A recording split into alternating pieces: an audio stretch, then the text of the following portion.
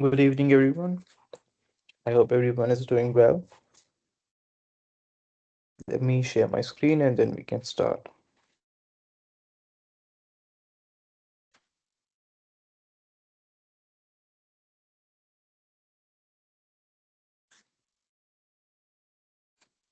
So, can you please confirm in the chat if you can hear me and if the screen is visible?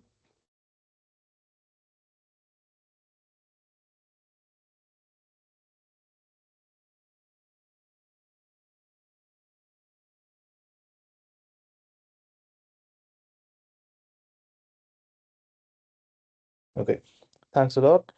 So, it's going to be a quick session. We don't have much to discuss. It's on the logistic regression. So, it's going to be more of a tutorial than a practice session. So, the idea is to use logistic regression for classification. So we're going to use the iris data set. Let's load it and see what it looks like. So let's import the libraries first. So we'll have, let's say, pandas. Tf is equal to ed dot read csv path and dot head. Okay, so we have this data set about certain flowers. We have their sepal length and sepal width. Similarly, we have their petal length and petal width, and there are certain species that we'd like to predict. So if we see, let us say, df dot species dot unique, we have three species. It's Iris setosa, Iris versicolor, and Iris virginica. There are certain combinations of their lengths and sepal widths and petal widths based on which we should be able to predict, for example, which species it belongs to. So how do you do it?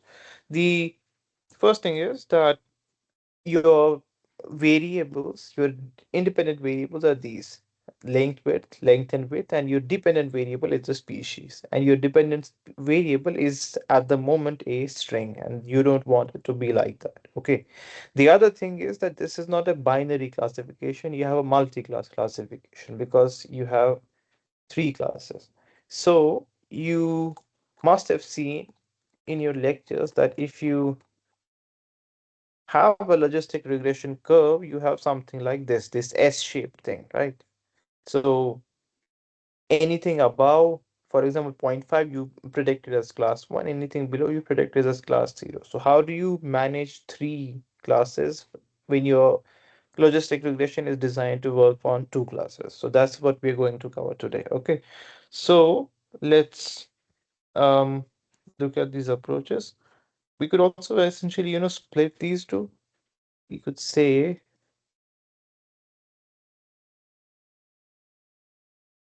let's see this.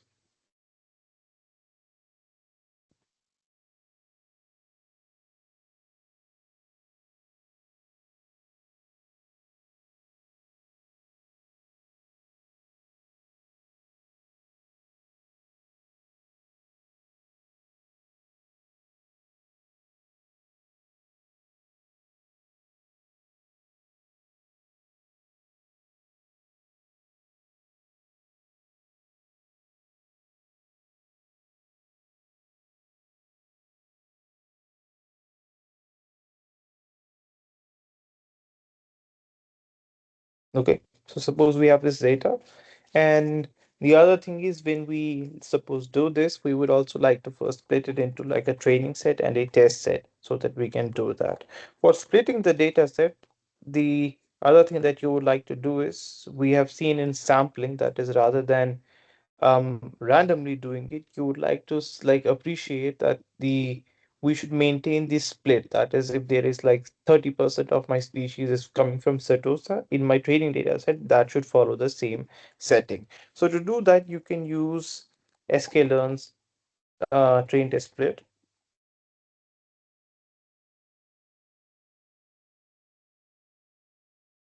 You see this?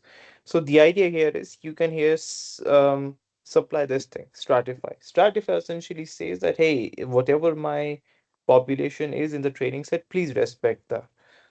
So if we import this, we can say from sklearn dot all selection import train test split. Okay, so here we can say xtrain, xtest, ytrain, ytest is equal to train test split, and we can give it our full data set x, and then we can say our y value is this, and I would like you to stratify based on the y, and we can, as usual, pass in a random state for this pseudo random thing. Okay, so if we do this, if we look at the shape, for example, we have 112, x itself is 150. Okay, so x test dot shape is 38. And the idea is that we will train the model on this particular data and we will test it on this data. So how do we train it? The other thing is when we do this, we have to first replace the species values with dummy values. So we in fact had to do this before we had this. Okay, so we can maybe do it here. We can say mm,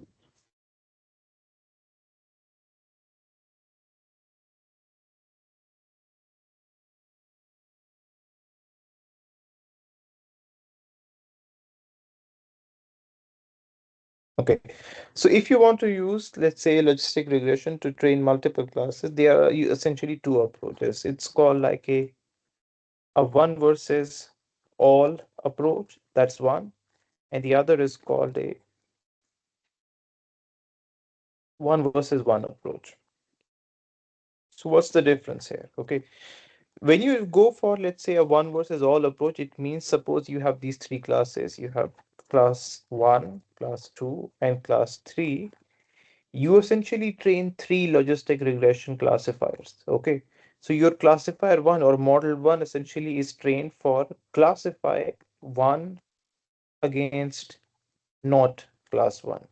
Model 2 is supposed to classify class 2 against not class 2. Model 3 is supposed to predict class 3 against not class 3. Does that make sense? For example, your first model say my job is only to differentiate whether something is or isn't setosa, for example, in between these three classes. Okay, we write df dot species dot unique. The first model says, I'll tell you whether something belongs to Setosa, Iris Setosa, or it doesn't. I'll not tell you whether which one it is among these two. My job is only to differentiate between this or not this. Similarly, the second one, for example, C2, will say, okay, I'll tell you whether something is versicolor or it isn't versicolor. I'll not tell you, I mean, between this and this. This is called a one versus all approach. And essentially what happens is for C classes, you train C models. You could essentially train C minus one models because if something isn't C1 and it isn't C2, then obviously it has to be C3. So that's one thing. Essentially, it is C minus one models. You can say that. The one versus one approach is a bit different. In one versus one approach, you have to train one model for each pair of class labels. So essentially, in this case, you train your model 1 for class 1 versus class 2, your model 2 for class 2 versus class 3, your model 3 for class 3 versus class 1. Okay, in this case they happen to be the same, but suppose you had 10 classes, okay, and you were going for this one versus all approach. With 10 classes and this approach, you would essentially train 9 models at max, right? One for each class. But if you were going for the other thing, this one versus one, how many would you have to train? You would have to train 10 choose, that would write 10C2 essentially. In how many ways can you pick a pair? Okay. So 10 times 9 is 90, 90 by 2 is like 45. You have to train 45 models in this case if you go for a one versus one approach to classify between 10 classes. Does that make sense? Any question about this?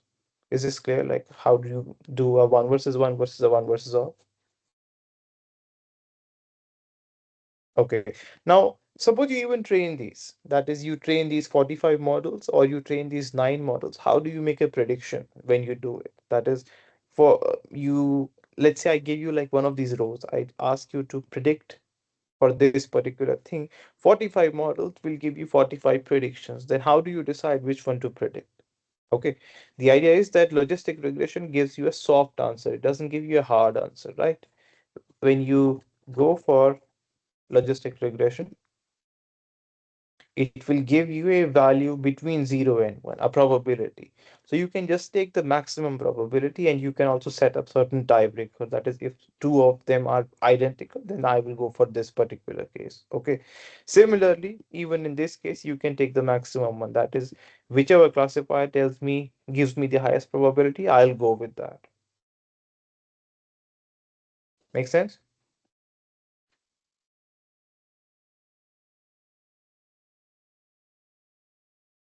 Okay. So let's try to achieve this thing for our data set, which is like a multi-class classification. Let's try this one versus all approach and a one versus one approach. So in our data set, we would first like to replace these things. So you can say df underscore Setosa. Let us create one for this one first. Like for Setosa class, we can do a one versus all model. We can say df Setosa essentially means df.copy. We create a copy of our data frame. In this copy, we can set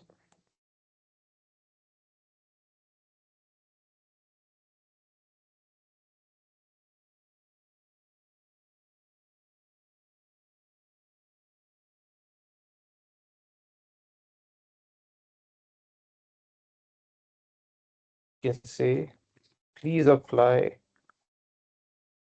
this function, that is, if you see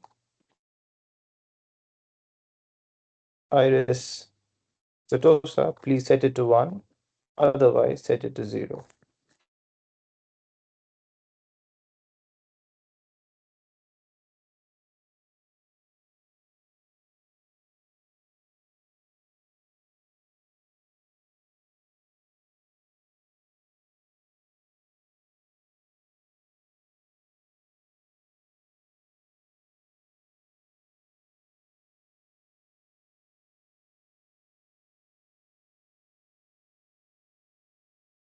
Yeah.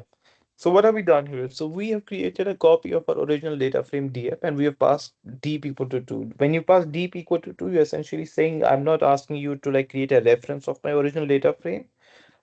I want you to create a new copy in memory so that when I make changes here, it does not affect the original data frame. Once we have this, we want to replace this particular column. That is iris setosa. In this case, I would like to change it with a binary value, 1 or 0.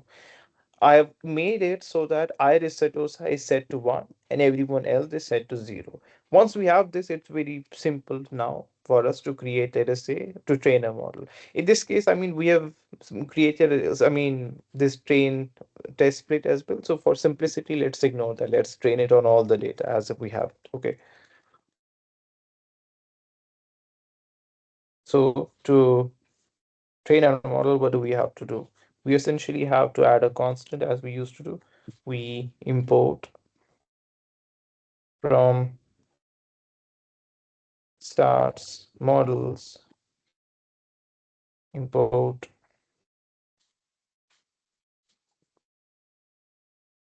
import start models.api as SM, and then we essentially say that x is equal to df setosa.drop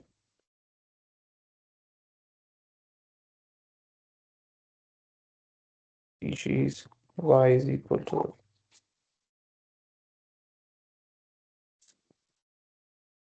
df setosa species adding constant x is equal to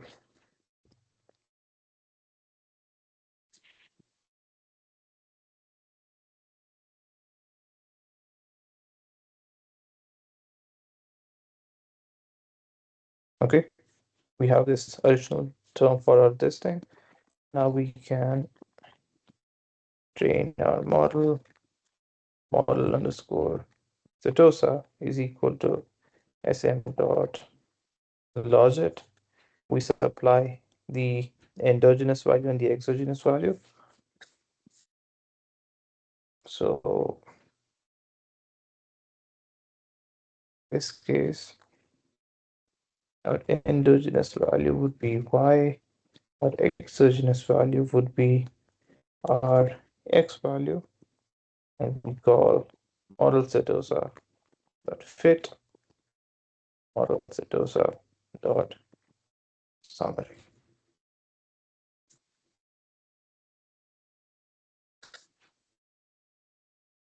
Maximum region 16, correct from this, iteration 35. Maximum likelihood fail to converge. Perfect separation prediction detective. Okay, that's good for us.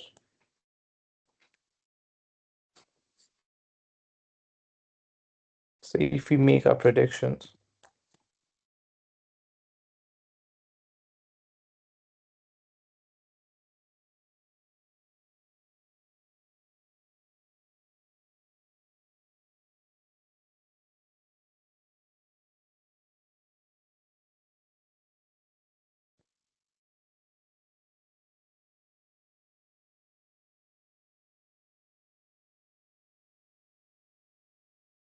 yeah,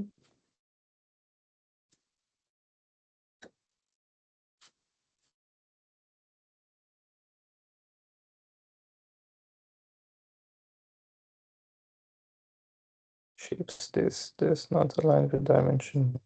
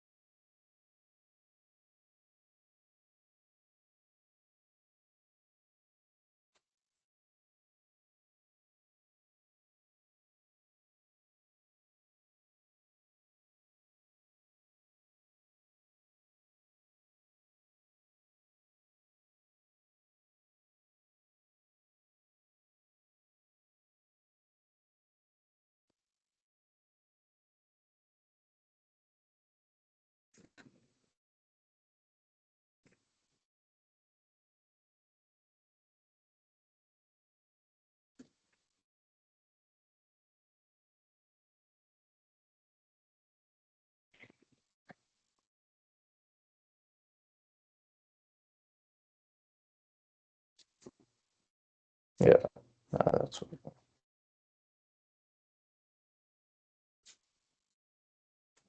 Hmm.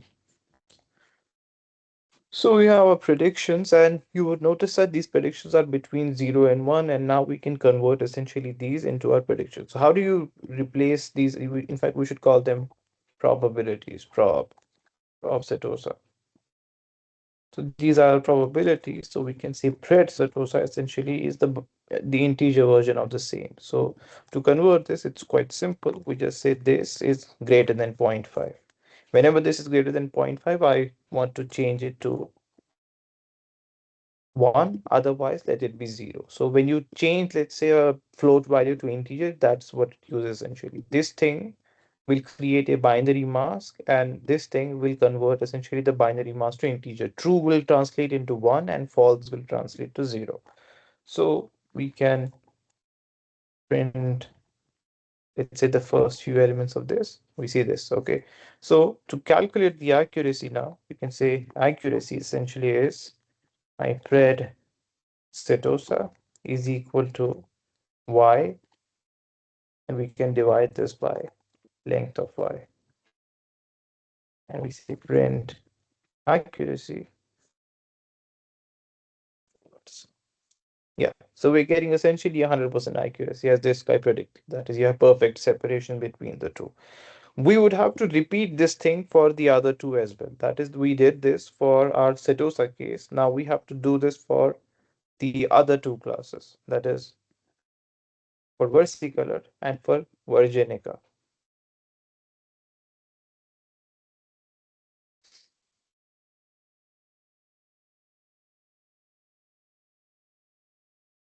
In fact, maybe we should do this first.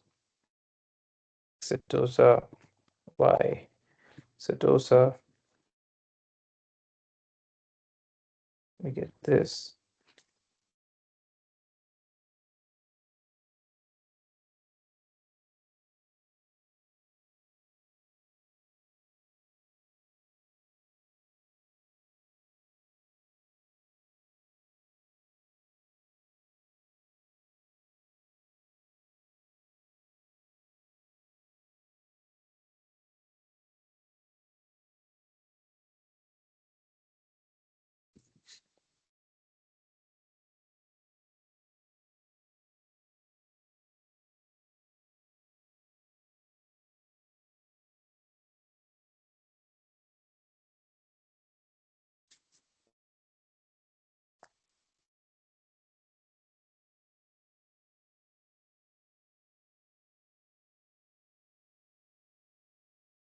All right.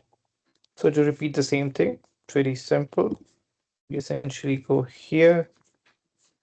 We take this thing here, and we again get new predictions, and we get our accuracy. What we have to do is just replace Setosa. Sorry, in this case, we have to do it for the other one, which is versicolor.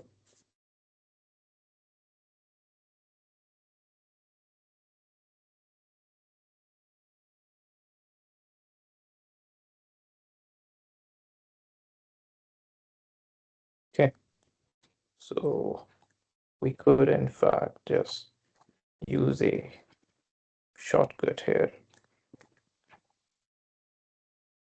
Let's paste this. If we have Setosa, we replace this by versicolor everywhere.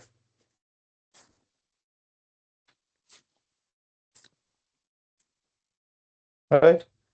So this iris versicolor head, we don't want that. If this, we have taken the species values, we add a constant, we have our plot it will give us a model, we fit the model.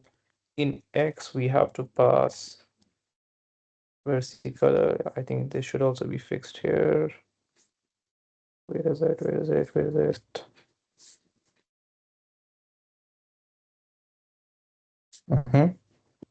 So we have this, we do this. And in this case, we have 75% accuracy for versicolor. We can repeat the same thing for the third class, which is Virginica. Okay, so we take this code We drop it here. Whenever we see versicolor, we can say Virginica.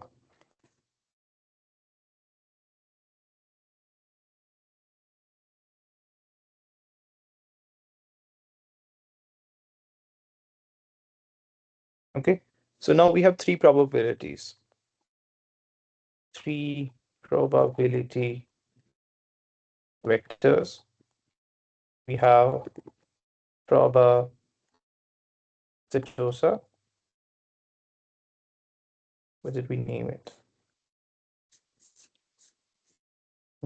Fred model, Fred Setosa, prob Setosa. Okay, so we have prob Setosa. This is one. Then we have prob versicolor, and then we have prob virginica.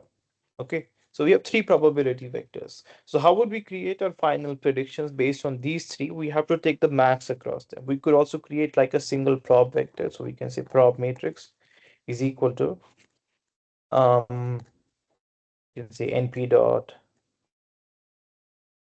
concatenate. We concatenate these three, and we can say x is equal to 1.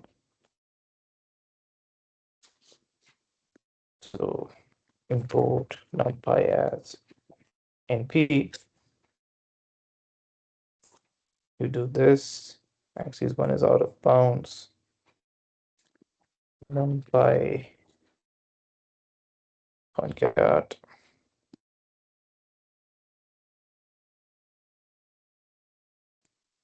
Join a sequence of arrays along an existing axis.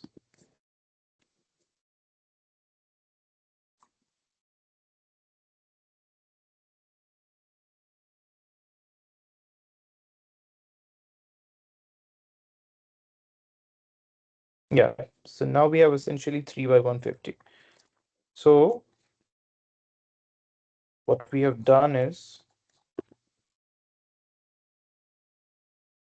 we have essentially stacked them along, like the first row is for Virginica, the second row is for our second class, the third row is for the third class. So how do you make a prediction? You just take the max along the 0th axis. You say, for example, my final pred is my prob matrix dot max, and you do it along the 0th axis. Okay, so this essentially gives you the probabilities, but you don't want the probabilities, you want the index at which you got the highest probability. So use something called argmax. This essentially becomes your final prediction. Now you have three values. You have zeros, you have ones, and you have twos. This thing you can compare to your original predictions. That is this thing, your species in the original case. Okay, so if we were to replace, that is y full is equal to essentially df dot species, and we can say that y full dot iris setosa is equal to, suppose, 0, and we can say virginica see color and virginica. So one of them is one of them is this, one of them is this, and then we predict this. I think I messed up. Should have written like this.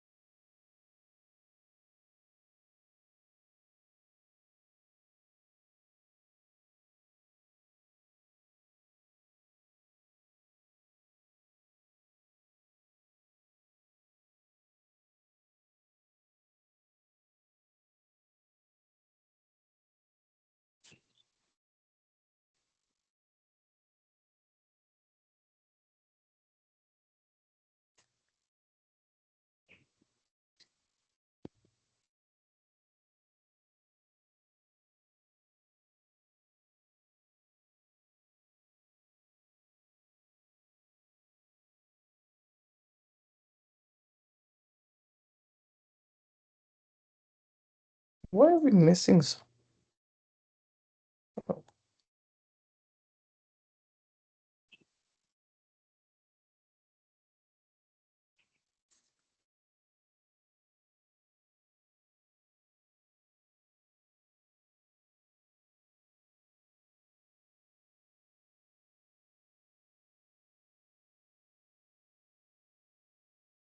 Value is trying to set on a copy of a slide. Value is trying to set a copy of a slide. This.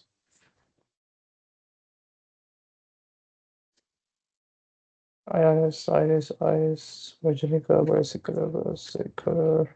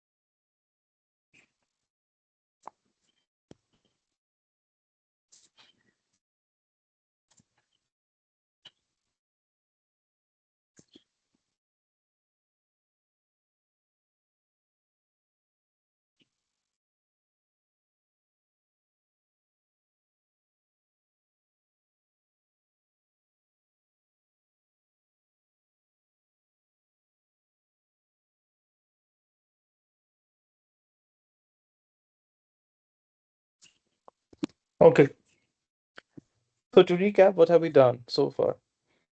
We have essentially taken these three classes. We have trained three separate models for that, one for Setosa, one for versicolor, and one for Virginica here. Okay, once we have these three models, we have taken the probability vectors from each of these. We have probability from versicolor, we have probability from this, and we have probability from this. Finally, to make the final model prediction, we essentially combine these three probability vectors and we take the maximum among them. Okay, and that gives us our final predictions. We use those final predictions to essentially calculate our accuracy. Now, rather than doing this manually, you could use, for example, you have in sklearn logistic regression. I believe it should give you the capability. So let's say penalty C, L1 ratio, fit intercept, class weight, random state. Mm,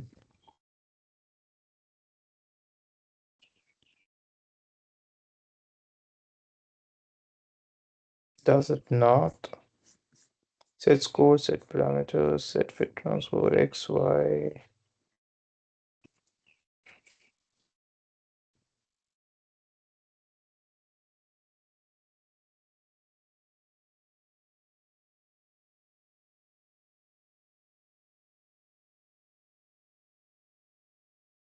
Yeah, yeah. So you get these two options, for example, this one versus one classifier and one versus rest classifier that we talked about. Okay, so rather than training these individual models, sklearn can do it for you. I believe stats model should have something similar. For example, if we have this here, and um, I believe if we gave it, let's say, multiple of these y values, then it should essentially give you that option. I believe this used to have it. I mean, sklearn, I may not have like remember the exact code, but it used to have this functionality that you just have to tell it whether you want to do a one versus all or a one versus one. It will essentially do it for you. You don't have to like train these separate models. Yeah, here it says for multi-class problems, whenever this is this, all solvers except this optimize, for example, using this one versus rest classifier by default. So if you provide it a y value which has more than two classes, behind the scenes, what it does is it will essentially create these individual logistic regression models and pass them to this thing, a one versus rest classifier, where it takes your logistic regression, trains multiple of these. Behind the scenes, it will do what we did manually. It will create these three separate probability vectors, take the argmax every time, and return that model. You could also change this behavior to be like, rather than one versus rest, I want one versus one. But of course, that requires a lot of extra space if you have many classes. So I hope this part is clear. Any confusion here?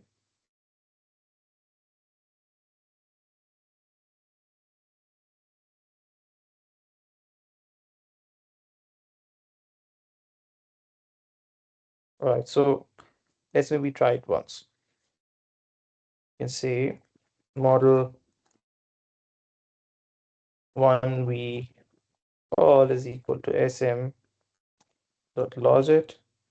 Let's give it the endogenous would be df dot species, and the exogenous would be a df dot drop columns equal to species. Let's see if it can do it. Custom biology, so on. Yeah, thing it wants us to clean the data. Yeah.